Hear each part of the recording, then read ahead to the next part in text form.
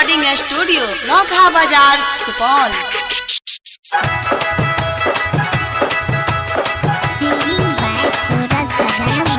Balaji recording studio नौखा बाजार सुपौल।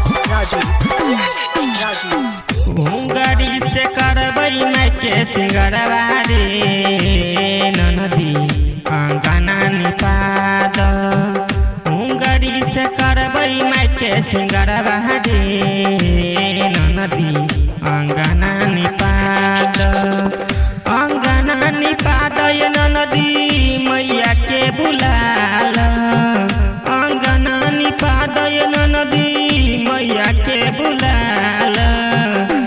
खुशी से भरबई हम कलशवा रे ननदी अंगना निपाद। गाड़ी से करबई मैं के सिंगरवा रे ननदी अंगना निपाद। राजीव राजीव राजीव समस्तीपुर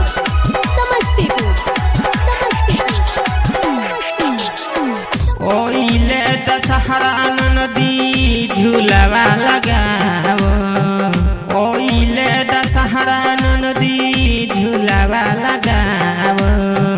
ओहे सातो बहिनी झूली झूलवा हे ननदी अंगना निपाद।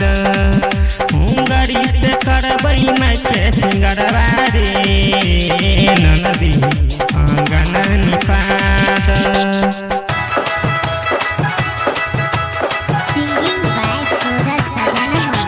बालाजी रिकॉर्डिंग स्टूडियो नौखा बाजार सुपौल।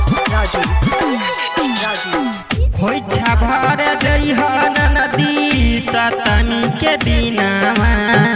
होइछा भर जइह ननदी सतमी के दिनवा। शेरवाली भरता गोदी ललना हे ननदी अंगना निपाद। गाड़ी से करबई मैं के सिंगरवा रे ननदी अंगना निपाद। बालाजी रिकॉर्डिंग स्टूडियो नौखा बाजार सुपौल।